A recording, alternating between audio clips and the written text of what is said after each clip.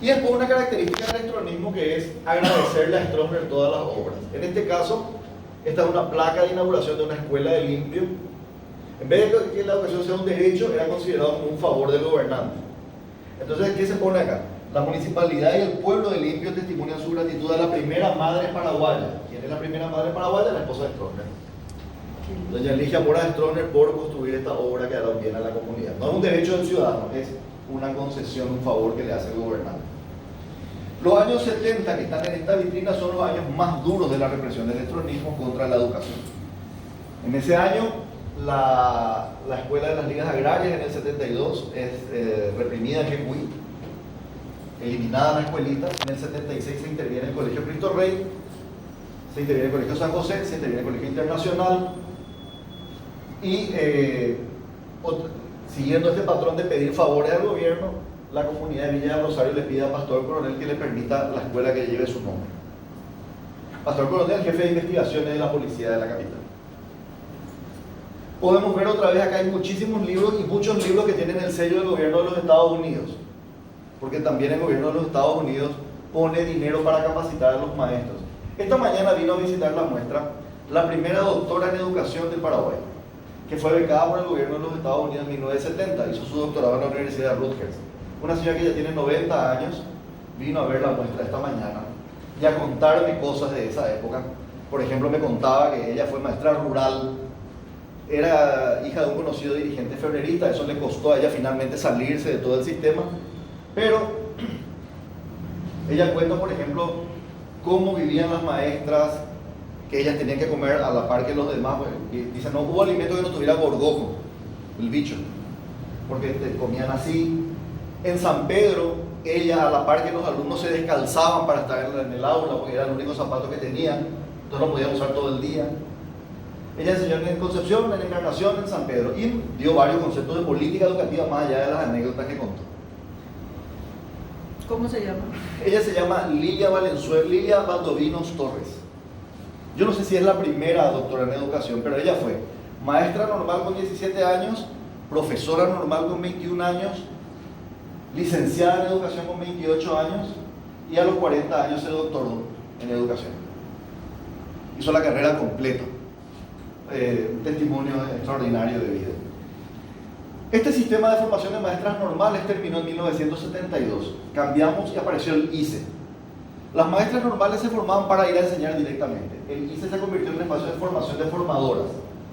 Formaban a los maestros se iban a los centros regionales de educación construidos por el gobierno de los Estados Unidos y ahí formaban a los que se iban a formar como maestros. Ese es el gran cambio que ocurre a partir del año 72 cuando se cierran todas las escuelas normales del país. Termina, digamos, la dictadura de Stroessner y cerramos nosotros con esto la parte cronológica de la exposición y entramos en educación y arte. Acá tenemos esta primera vitrina es educación artística. La finalidad de la educación artística no es que el niño sea un artista, sino que desarrolle el gusto por el arte. Al principio la educación artística en el Paraguay independiente consistió en canto. En las escuelas había un piano en algunas, las que tenían recursos, la maestra tocaba y los niños aprendían a cantar. Aprendían, es un decir, cantaban. Después, con el tiempo, en los años 70, se trae una metodología, una profesora que se Marcilla Talavera, hace una maestría en enseñanza de la música y trae su sistema al Paraguay. Su sistema no se implementó por completo, pero ella es la que introduce el uso de flauta dulce dentro de la clase. O sea, ya no solamente aprender a escuchar música, sino también aprender a ejecutar por lo menos un instrumento. El otro instrumento era la guitarra, pero era más difícil, más costoso, menos eficiente en su caso. Por otra parte, el Instituto Paraguayo, en 1904, da las primeras becas para que los pintores paraguayos puedan ir a estudiar a Europa. Y se van Juan Zamudio, que es villetano, Pablo Alborno, que es asunceno, y Modesto Delgado Roda, que también es de Villeta, se van a estudiar a Italia. Italia en aquel momento era, dentro de los países del arte europeo, era un país que no había desarrollado la pintura abstracta, sino todavía eran representaciones naturales. Entonces, si nosotros miramos los cuerpos, son cuerpos como son los nuestros, no hay abstracción todavía. Y después, pasamos a lo que se llama educación a través del arte, que son las dos últimas ventanas que están acá.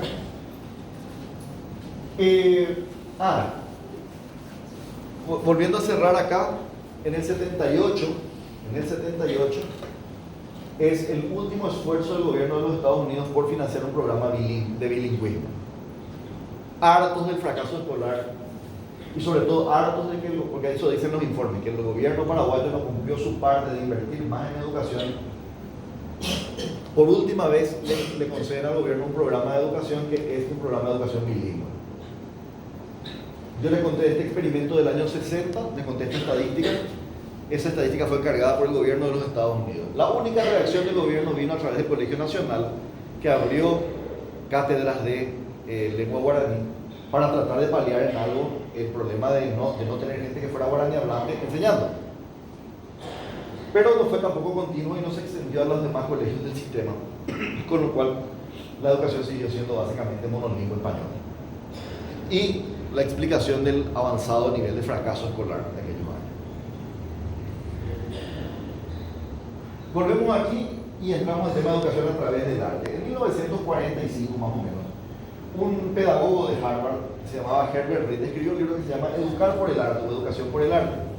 Herbert Reed estaba convencido de que un niño sin ser artista, haciendo arte podía desarrollar todas sus capacidades, más inventiva, creatividad, innovación, trabajo en equipo, todo. Él no iba a ser un artista, pero sus cualidades se podían desarrollar mediante el arte. Así como Cardoso decía que eso podía ser mediante el trabajo, este pensador inglés, Harvard, decía a través del arte. Un pedagogo brasileño que se llamaba Augusto Rodríguez, que era de Pernambuco, estudia estas teorías de Herbert Reed y viene al Paraguay con la misión cultural brasileña. Y en 1959 se asocia a tres educadoras, Olga Blinder, Lotte Schultz y Adela Solano López, y forman lo que se llama la Escoliña de Arte. Esa Escoliña de Arte era un espacio de educación no formal, no formaba parte del sistema educativo formal, pero se enseñaba a través del arte. Olga Blinder lleva la experiencia al Colegio Cristo Rey, es una de las razones de la intervención del Colegio Cristo Rey. Es echada cuando se interviene al Colegio Cristo Rey y abre lo que se llama el taller de expresión infantil que funciona en Trinidad. Sigue siendo una instancia de educación no formal hasta que finalmente en el 89 cae el gobierno de Stroessner y la escuela se incorpora al sistema formal de enseñanza y aparece así el taller de expresión infantil y juvenil, que ya es una escuela dentro de nuestro sistema educativo. Todos estos diseños que ustedes ven son reciclados, hechos por los propios chicos bajo el concepto de probar ser artistas y ver qué es lo que se puede hacer y desarrollar mediante el arte. Y de esta manera concluye nuestro recorrido histórico por esta muestra. El final en realidad es esto que ustedes ven en el medio, de una instalación hecha por Mónica González. Rescató unos muebles del Colegio San Miguel de Garicoy, son muebles antiguos del Colegio San José de los años 20, y le agregó el detalle del mouse para que podamos contrastar entre tradición y modernidad y preguntarnos cómo la educación siempre gira en torno a esa tensión, conservar e innovar.